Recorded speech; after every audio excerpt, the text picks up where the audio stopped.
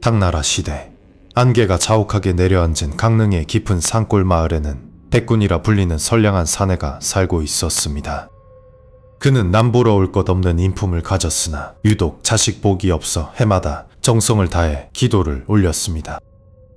백군은 비가 오나 눈이 오나 산 정상에 있는 낡은 사찰을 찾아 무릎이 닳도록 빌고 또 빌었습니다. 그의 간절한 목소리는 매일 밤 산속의 정적을 깨우며 하늘에 닿으려 애썼습니다. 그러던 어느 날 밤 백군은 빛나는 황금빛 기운이 아내의 품으로 스며드는 기이한 태몽을 꾸게 되었습니다. 꿈에서 깬 백군은 이것이 분명 하늘이 내린 응답이라 믿으며 기쁨의 눈물을 흘렸습니다. 드디어 10달이 지나고 백군의 집에서는 우렁찬 아이의 울음소리가 울려 퍼졌습니다. 백군은 태어난 아들을 조심스럽게 품에 안고 세상에서 가장 소중한 보물을 보듯 바라보았습니다. 마을 사람들 모두가 백군의 늦둥이 아들 탄생을 진심으로 축하하며 잔치를 벌였습니다. 아이는 마치 축복을 받은 듯 잔병치레 하나 없이 무럭무럭 자라나기 시작했습니다.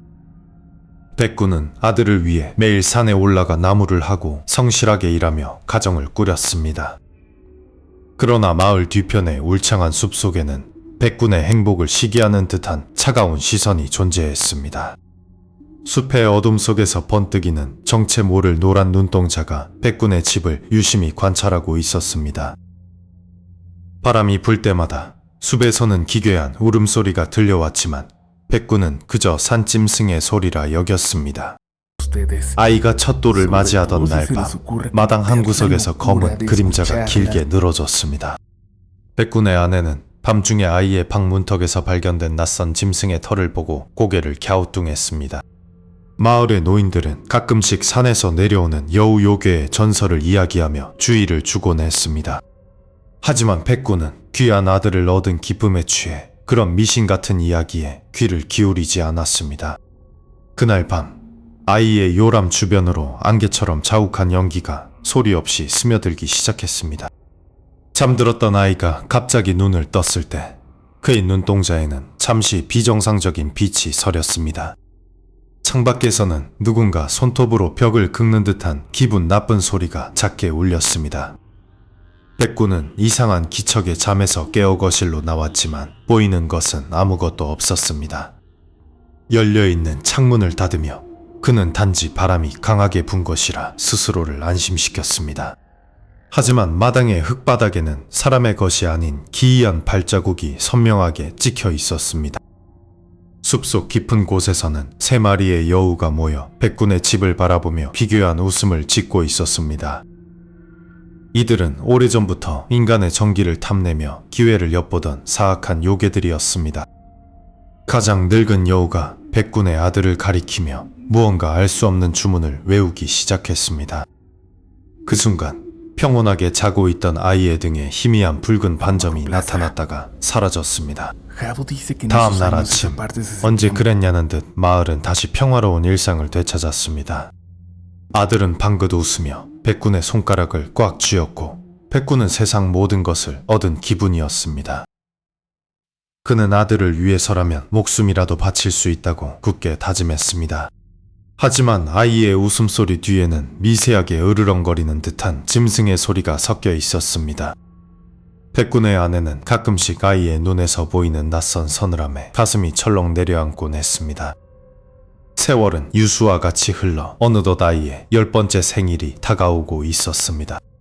10년이라는 시간 동안 숲속의 그림자는 한 번도 그들을 떠나지 않았습니다. 아이가 자랄수록 백군의 집 주변에는 죽은 새들이나 작은 짐승들의 사체가 발견되는 일이 잦아졌습니다. 마을 사람들 사이에서는 백군의 아들이 귀신에 쓰였다는 흉흉한 소문이 돌기 시작했습니다. 백군은 소문을 부정하려 애썼지만 아들의 머리카락 한가운데가 눈처럼 하얗게 변하는 것을 보며 절망했습니다. 그 흰 머리카락은 마치 요괴의 낙인처럼 아이의 머리 위에서 불길하게 빛나고 있었습니다.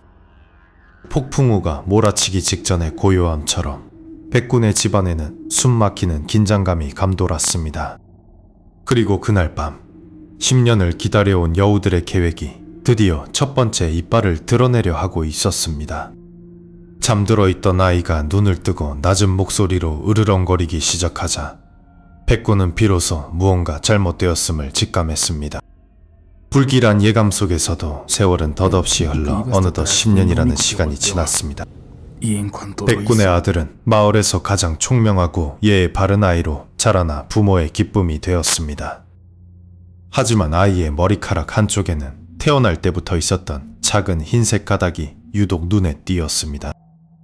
어느 날 오후 아이는 평소에 가지 말라던 마을 뒷산의 깊은 숲으로 향했습니다. 숲속에는 오래된 사당과 정체불명의 동굴들이 입을 벌린 채 아이를 기다리고 있었습니다. 아이는 그곳에서 무언가에 홀린 듯 숲의 가장 깊은 곳까지 걸어 들어갔습니다. 어두운 나무 틈 사이로 노란 안광이 아이의 뒷모습을 조용히 지켜보았습니다. 해가 지고 나서야 돌아온 아이의 안색은 창백하다 못해 푸른 빛을 띠고 있었습니다. 백구는 아이를 급히 방으로 데려갔으나 아이의 몸은 이미 불덩이처럼 뜨거웠습니다. 아이는 고통스러운 듯 신음하며 침상 위에서 몸을 이리저리 뒤틀었습니다. 그날 밤 아이의 머리에 있던 하얀 가닥이 순식간에 머리 전체로 번지기 시작했습니다. 아침이 되자 아이의 눈동자는 붉은 핏기로 가득 차 무서운 기운을 내뿜었습니다. 아이는 더 이상 인간의 언어가 아닌 짐승의 으르렁거리는 소리를 내기 시작했습니다. 백구는 용하다는 의원들을 모두 불러 모았지만 아무도 병명을 알아내지 못했습니다. 의원 중 한 명은 이것이 인간의 병이 아닌 사악한 주술의 결과라고 속삭였습니다. 밤이 깊어지자 아이의 손등 위로 거친 짐승의 털이 돋아나기 시작했습니다. 백구는 변해가는 아들의 손을 잡으려 했으나 아이는 아버지를 향해 이빨을 드러냈습니다. 마당의 닭들이 한밤중에 날카로운 비명을 지르며 죽어나가는 일이 반복되었습니다. 아이의 입가에는 정체불명의 피가 묻어 있었고 방 안에는 지독한 비린내가 진동했습니다. 백군의 아내는 아들의 비극적인 모습에 매일 밤 눈물로 지새우며 기도했습니다. 백군은 아들을 살리기 위해 전국 방방곡곡의 도사들을 수소문하기 시작했습니다. 하지만 마을 사람들 사이에서는 백군의 아들이 여우 귀신에게 홀렸다는 흉흉한 소문이 돌았습니다. 아이는 이제 낮에도 빛을 피해 어두운 창고 구석으로만 숨어들었습니다. 아이의 척추가 기묘하게 휘어지며 걷는 모습조차 네발짐승을 닮아갔습니다. 아버지를 바라보는 아이의 눈빛에서는 더 이상 아들의 따스함을 찾아볼 수 없었습니다. 방 안의 가구들은 아이의 날카로운 손톱 자국으로 갈기갈기 찢겨나갔습니다. 폭풍우가 몰아치던 어느 날 밤 대문 밖에서 누군가 요란하게 문고리를 두드렸습니다. 백구는 혹시나 아들을 구할 도사일까 하는 희망에 서둘러 문을 열었습니다. 문 밖에는 삿갓을 깊게 눌러쓴 한 남자가 비를 쫄딱 맞은 채 서 있었습니다. 그는 자신을 산속에서 수양하던 도사라고 소개하며 아이의 기운이 심상치 않다고 말했습니다. 도사는 아이의 방으로 안내해 달라고 요구하며 등 뒤에서 부적 뭉치를 꺼냈습니다. 백구는 반신반의하면서도 지푸라기라도 잡는 심정으로 그를 아들의 방으로 인도했습니다. 방문을 열자 아들은 천장에 매달려 도사를 향해 날카로운 비명을 질러댔습니다. 도사는 큰 소리로 주문을 외우며 아이의 이마에 붉은 부적을 내던졌습니다. 부적이 닿자마자 아이는 바닥으로 떨어지며 고통에 찬 울음소리를 내뱉었습니다. 잠시 후 아이는 인간의 모습으로 돌아온 듯 초점을 잃은 눈으로 아버지를 바라보았습니다. 백구는 바닥에 쓰러진 아들을 끌어안으며 신령님께 감사의 기도를 올렸습니다. 그러나 도사는 안심하기에는 아직 이르다며 묘한 미소를 지어 보였습니다. 그 순간 아이의 등 뒤에서 길고 털이 복슬복슬한 꼬리 하나가 슬며시 빠져나왔습니다. 아이가 다시 고개를 들었을 때 그 얼굴은 이미 반쯤 여우의 형상을 하고 있었고 백구는 공포에 얼어붙었습니다. 백구는 반쯤 짐승으로 변해버린 아들의 얼굴을 보며 뒷걸음질을 쳤습니다. 짐승의 울음소리를 내는 아이를 보며 그는 이것이 꿈이기를 간절히 바랐습니다. 그때 대문 밖에서 차가운 밤 공기를 가르는 날카로운 목소리가 들려왔습니다. 요괴의 기운이 온 집안을 뒤덮었으니 곧 피바람이 불 것이라는 경고였습니다. 백구는 지푸라기라도 잡는 심정으로 대문을 열고 낯선 사내를 맞이했습니다. 사내는 자신을 도사고시라 소개하며 백군의 집안에 깃든 부정한 기운을 훑어보았습니다. 그는 아이가 이미 천년 묵은 여우의 독한 주술에 걸려 영혼을 잠식당하고 있다고 말했습니다. 고씨는 서둘러 품 안에서 붉은 글씨가 쓰인 노란 부적을 꺼내 들었습니다. 그는 기괴한 주문을 외우며 아이가 갇힌 방의 문턱으로 성큼 다가갔습니다. 방 안에서는 인간의 것이라고 믿기 힘든 거친 숨소리가 새어나오고 있었습니다. 고씨는 기합소리와 함께 방문을 박차고 들어가 부적을 허공에 날렸습니다. 부적은 마치 살아있는 생물처럼 아이의 이마를 향해 빠르게 날아갔습니다. 아이는 고통스러운 비명을 지르며 바닥 위를 짐승처럼 뒹굴었습니다. 부적에서 뿜어져 나온 푸른 빛이 아이의 온몸을 쇠사슬처럼 휘감았습니다. 요란했던 소음이 잦아들고 아이는 마치 실 끊긴 인형처럼 바닥에 쓰러졌습니다. 백구는 조심스럽게 다가가 아들의 얼굴을 살폈고 짐승의 털이 사라진 것을 확인했습니다. 아이는 힘겹게 눈을 뜨며 아버지를 나지막한 목소리로 불렀습니다. 백구는 아들을 껴안으며 눈물을 흘렸고 도사에게 연신 고개를 숙여 감사해 했습니다. 하지만 도사 고씨의 입가에는 묘한 미소가 잠시 스쳤다가 사라졌습니다. 그는 이 부적의 효력이 일시적일 뿐이며 아이를 계속 감시해야 한다고 경고했습니다. 백구는 도사의 말에 따라 아들을 침소에 누였으나 마음 한구석이 불안했습니다. 깊은 밤이 되자 아이의 몸에서 다시 기이한 열기가 뿜어져 나오기 시작했습니다. 이마에 붙어있던 부적이 갑자기 검게 타들어가며 재로 변해버렸습니다. 아이의 손등 위로 날카로운 발톱이 돋아나며 이불을 찢어발겼습니다. 잠들었던 아이의 눈이 번쩍 뜨였으나 그 눈동자는 이미 세로로 갈라진 짐승의 것이었습니다. 아이는 방 구석에 서 있는 누군가를 보며 낮게 으르렁거리기 시작했습니다. 어둠 속에서 도사 고씨가 말없이 아이의 변화를 지켜보고 있었습니다. 고씨의 그림자가 벽면을 따라 길게 늘어지며 여우의 꼬리처럼 흔들렸습니다. 백구는 밖에서 대기하다가 방 안에 심상치 않은 기운을 느끼고 문을 두드렸습니다. 도사고씨는 차갑게 대꾸하며 백군의 출입을 엄격히 통제했습니다. 그는 주술이 정점에 달했으니 부모라 할지라도 방해해서는 안 된다고 못 박았습니다. 방 안에서는 다시금 아이의 처절한 비명과 무언가 부서지는 소리가 들려왔습니다. 백구는 도사의 행동에 의구심을 품기 시작했지만 다른 방도가 없었습니다. 잠시 후 문이 열리고 나온 도사의 옷자락에는 붉은 혈흔이 묻어 있었습니다. 그는 요물의 기운을 억누르기 위해 약간의 희생이 필요했다고 태연하게 말했습니다. 백구는 서둘러 방으로 들어가 아들을 확인했으나 아이는 이미 인간의 말을 잃은 상태였습니다. 아이의 피부는 점점 거친 털로 뒤덮이며 뼈의 구조마저 기괴하게 뒤틀리고 있었습니다. 백구는 도사가 아들을 고치는 것이 아니라 오히려 변화를 재촉하고 있다는 공포를 느꼈습니다. 밖에서는 여우의 울음소리가 수십 마리의 합창처럼 집을 에워싸고 울려 퍼졌습니다. 백군이 도사를 향해 따져 물으려던 순간 아이의 목에서 돋아난 3개의 꼬리가 방 안을 가득 메웠습니다. 아들의 등 뒤에서 돋아난 3개의 꼬리가 기괴하게 꿈틀거리며 방 안의 공기를 얼어붙게 만들었습니다.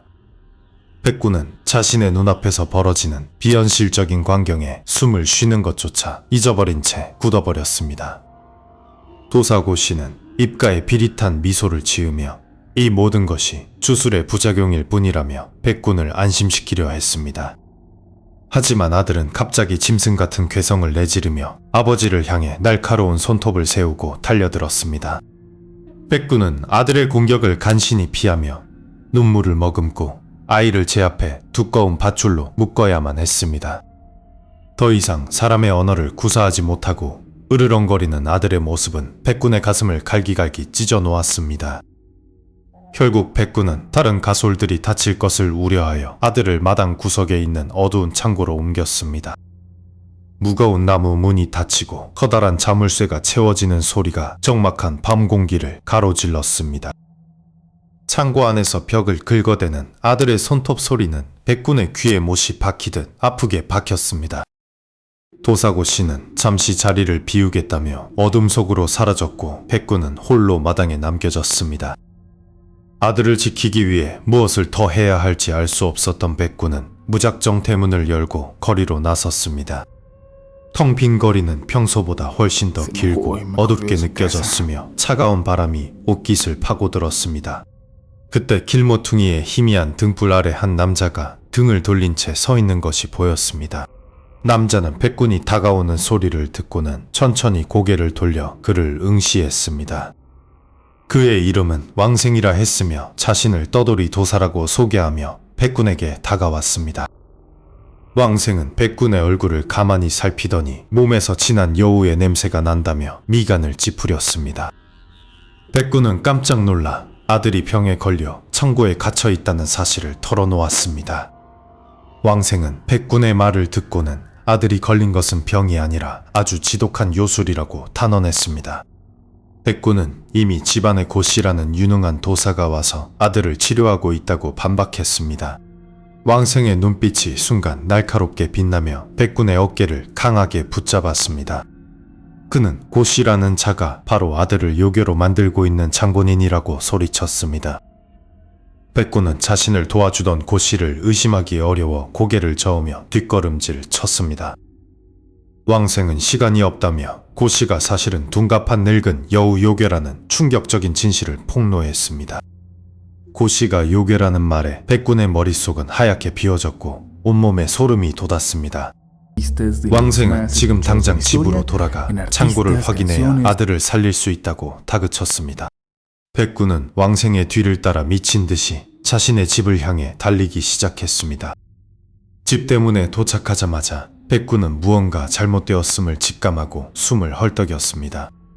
평소라면 들려야 할 가솔들의 기척이 전혀 느껴지지 않는 기괴한 정적이 집안을 감싸고 있었습니다. 백군은 조심스럽게 발소리를 죽이며 아들이 갇힌 창고 쪽으로 향했습니다. 창고 문틈 사이로 희미한 붉은 빛이 새어나오고 있는 것을 발견한 백군은 심장이 내려앉는 것 같았습니다. 창고 안에서는 무언가 개걸스럽게 씹어먹는 기괴한 소리와 함께 늙은 남자의 웃음소리가 들려왔습니다. 백군은 참지 못하고 자물쇠를 부수듯 열어젖히며 창고 문을 박차고 들어갔습니다. 그곳에는 고씨가 아들의 목에 손을 얹은 채 주문을 외우고 있었고 아들의 피부는 이미 털로 뒤덮여 가고 있었습니다. 뒤따라온 왕생이 손에 든 부적을 던지며 고씨를 향해 일격을 가했습니다. 고씨는 가볍게 부적을 쳐내며 가소롭다는 듯이 왕생을 노려보았습니다. 그는 오히려 왕생을 가리키며 저자가 바로 아들의 간을 노리고 온 요괴라고 주장했습니다. 두 도사가 서로를 요괴라 부르며 대치하는 광경에 백군은 누구를 믿어야 할지 몰라 절규했습니다. 그 순간 밖에서 거대한 천둥 소리와 함께 비바람이 창고 안으로 몰아치기 시작했습니다. 요괴화가 진행 중인 아들은 고통스러운 듯 바닥을 뒹굴며 백군의 바짓가랑이를 붙잡았습니다. 백군이 아들을 안아주려는 찰나 왕생과 고씨의 그림자가 벽면에서 거대한 여우의 형상으로 변해 서로를 물어뜯기 시작했습니다. 벽면을 가득 채운 여우의 그림자가 백군의 눈동자 속에서 기괴하게 일렁였습니다. 창고 밖에서는 거센 빗줄기가 지붕을 뚫을 듯이 쏟아져 내리기 시작했습니다. 갑자기 닫혀있던 창고 문이 거센 바람에 의해 거칠게 열렸습니다. 문 밖에는 사라졌던 고씨가 온몸이 젖은 채 차가운 미소를 지으며 서 있었습니다. 그를 본 왕생은 지팡이를 바닥에 내리치며 호통을 쳤습니다. 요사스러운 여우놈이 감히 어디라고 다시 발을 들이느냐며 왕생이 소리쳤습니다. 고씨는 비웃으며 백군에게 저 자야말로 당신의 아들을 잡아먹으러 온 요괴라고 반박했습니다. 백군은 두 사람의 상반된 주장에 머릿속이 터질 것 같은 고통을 느꼈습니다. 그는 몽둥이를 쥔 손에 힘을 주며 누구도 가까이 오지 말라고 울부짖었습니다. 창고 구석에서 쇠사슬에 묶인 아들이 짐승 같은 울음소리를 내뱉었습니다. 왕생이 품 안에서 황금빛 부적을 꺼내 고씨를 향해 던졌습니다. 부적은 허공에서 불타오르며 고씨의 가슴팍을 향해 날아갔습니다. 고씨는 몸을 뒤로 젖히며 비정상적인 유연함으로 부적을 피했습니다. 피한 고씨의 손톱이 순식간에 길어지며 날카로운 검기처럼 변했습니다. 두 도사는 빗속에서 서로의 목을 노리며 격렬하게 충돌했습니다. 천둥 소리가 대지를 울리며 그들의 싸움을 더욱 잔혹하게 만들었습니다. 싸움 중에 튕겨나간 왕생이 흙탕물 바닥을 구르며 신음했습니다. 고씨는 숨을 몰아쉬며 저놈이 본색을 드러내기 전에 죽여야 한다고 소리쳤습니다. 왕생은 비틀거리며 일어나 고씨의 뒤편에 꼬리가 보이지 않느냐고 백군에게 물었습니다. 백군이 떨리는 눈으로 고씨의 뒤를 보았지만 그곳엔 빗물만이 가득했습니다. 다시 창고 안에서 아들의 비명이 들려오자 백군은 심장이 멎는 듯했습니다. 아들의 등에서 거친 털이 돋아나며 척추가 뒤틀리는 소리가 났습니다. 왕생이 다시 달려들어 고씨의 멱살을 잡고 바닥으로 내팽개쳤습니다. 고씨는 바닥에서 뒹굴며 왕생의 눈을 손톱으로 핥혀 버렸습니다. 왕생은 비명을 지르며 뒤로 물러났고 그의 얼굴에서 검은 피가 흘러내렸습니다. 백군은 미칠 것 같은 기분에 몽둥이를 휘두르며 제발 모두 그만두라고 외쳤습니다. 싸움이 멈춘 찰나 정적 사이로 아이의 헐떡이는 숨소리만 들려왔습니다. 고씨와 왕생은 서로를 쏘아보며 다음 공격을 준비하는 짐승처럼 웅크렸습니다. 빗물에 젖은 그들의 옷자락 아래로 붉은 꼬리가 아주 잠깐 스쳐 지나갔습니다. 백군은 자신의 눈을 의심하며 뒤로 주춤주춤 물러났습니다. 고씨가 갑자기 기괴하게 웃으며 입을 귀미까지 찢어 보였습니다.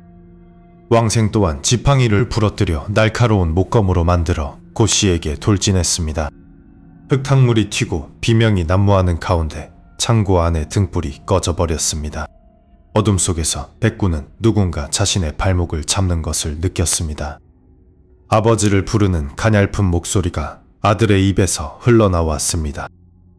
고씨는 그것이 요괴의 환청이라며 백군에게 아들을 베라고 소리쳤습니다. 왕생은 오히려 고씨가 아들을 가로채려 하는 것이니 속지 말라고 경고했습니다. 백군은 아들과 두 도사 사이에서 아무런 선택도 하지 못한 채 떨고 있었습니다. 그때 하늘 위에서 비구름을 가르고 신비로운 백색 광채가 쏟아져 내렸습니다. 공중에서 거대한 목소리가 울려 퍼지며 두 도사의 싸움을 강제로 멈추게 했습니다. 구름 사이로 백발을 길게 늘어뜨린 노인이 서서히 지상으로 내려왔습니다. 노인은 비웃는 눈빛으로 고씨와 왕생을 동시에 바라보았습니다. 그는 두 마리의 미천한 여우가 감히 인간의 아이를 두고 다투느냐며 꾸짖었습니다. 백군은 구원자가 나타났다고 생각했지만 노인의 등 뒤로 9개의 거대한 그림자가 펼쳐지는 것을 보고 경악했습니다. 백발 노인의 등 뒤로 펼쳐진 9개의 그림자가 비바람 속에서 일렁였습니다. 백군은 숨이 멎는 듯한 공포를 느끼며 뒷걸음질 쳤습니다. 공중에 떠있는 노인은 인자한 미소를 지었지만 눈동자에는 생기가 없었습니다. 싸우고 있던 고도사와 왕생 도사가 동시에 노인을 향해 고개를 돌렸습니다. 노인은 지팡이를 휘두르며 두 도사를 향해 호통을 쳤습니다. 감히 요괴놈들이 인간의 탈을 쓰고 이 집안을 망치려 드느냐고 노인이 소리쳤습니다. 백군은 노인이 정말 자신들을 구하러 온 산신령이라고 믿고 싶었습니다. 하지만 노인의 등 뒤에 있는 그림자들은 짐승의 꼬리처럼 격렬하게 흔들렸습니다. 고도사가 이를 갈며 노인을 향해 부적을 던졌습니다. 왕생 도사 또한 칼을 뽑아들고 노인의 정체를 밝히라며 달려들었습니다. 노인은 손가락 하나를 튕겨 두 도사를 바닥으로 내동댕이 쳤습니다. 두 도사는 비명을 지르며 진흙 바닥 위를 굴렀습니다. 노인의 웃음소리가 천둥소리보다 더 크게 마당에 울려 퍼졌습니다. 그때 창고 안에서 긁는 듯한 낮은 신음소리가 들려왔습니다. 백군은 본능적으로 아들이 갇힌 창고 쪽으로 고개를 돌렸습니다. 창고 문틈 사이로 아들의 창백하고 작은 손이 튀어나왔습니다. 아들의 손가락은 기이한 각도로 꺾이며 무언가를 가리키고 있었습니다. 백구는 아들이 보내는 마지막 신호일지도 모른다는 생각에 집중했습니다. 아들의 손가락은 먼저 바닥에 쓰러진 고 도사를 향했습니다. 고 도사의 엉덩이 뒤로 붉은 털이 섞인 꼬리가 살짝 비쳤습니다. 백구는 고 도사가 여우 요괴였다는 사실을 그제야 확신했습니다. 이어 아들의 손가락은 옆에 있던 왕생 도사를 향해 움직였습니다. 왕생 도사의 귀가 비정상적으로 뾰족해지며 노란 털이 돋아나기 시작했습니다. 두 도사 모두 사람이 아닌 요괴였다는 사실에 백구는 전율했습니다. 마지막으로 아들의 손가락은 하늘에 떠있는 노인을 가리켰습니다. 노인의 등 뒤에 있던 그림자들이 실체화되며 9개의 하얀 꼬리로 변했습니다. 산신령이라 믿었던 존재마저 거대한 백여우 요괴였던 것입니다. 백구는 3마리의 여우가 아들을 제물로 삼기 위해 다투고 있다는 것을 깨달았습니다. 아들은 요괴가 된 것이 아니라 요괴들에게 먹히지 않으려 저항하고 있었습니다. 백구는 자신의 어리석음 때문에 아들을 괴물로 오해했다는 사실에 분노했습니다. 그는 빗물에 젖은 몽둥이를 고쳐쥐고 땅을 박차고 일어났습니다. 노인이 땅으로 내려오며 백군에게 아들을 내놓으라고 명령했습니다. 고 도사와 왕생 도사도 본색을 드러내며 짐승처럼 으르렁거렸습니다. 백군은 3마리의 여우 요괴에게 둘러싸여 절체절명의 위기에 빠졌습니다. 그는 창고 안에서 자신을 믿고 있는 아들을 떠올렸습니다. 백군은 목이 터져라 소리를 지르며 가장 가까운 고도사에게 달려들었습니다. 몽둥이가 고도사의 머리를 강타하자 붉은 피 대신 검은 연기가 뿜어져 나왔습니다. 요괴들은 평범한 인간인 백군의 반격에 당황한 듯 주춤거렸습니다. 하지만 백여우 노인이 손을 휘두르자 백군은 강력한 힘에 밀려 벽에 부딪혔습니다. 정신이 아득해지는 가운데 백군은 노인이 창고의 빗장을 부수는 환청을 들었습니다. 백군은 창고 문틈 사이로 자신을 부르는 아들의 가느다란 손가락을 보았습니다. 아들의 손가락은 하늘의 노인이 아닌 공중에서 싸우는 두 도사와 노인을 번갈아 가리키고 있었습니다. 그것은 3명 모두가 한패라는 아들의 마지막 경고였습니다. 백구는 자신을 기만하며 아들의 생명을 노리던 요괴들의 잔인함에 분노했습니다. 그는 빗물에 젖은 몽둥이를 고쳐 잡으며 온몸의 근육을 긴장시켰습니다.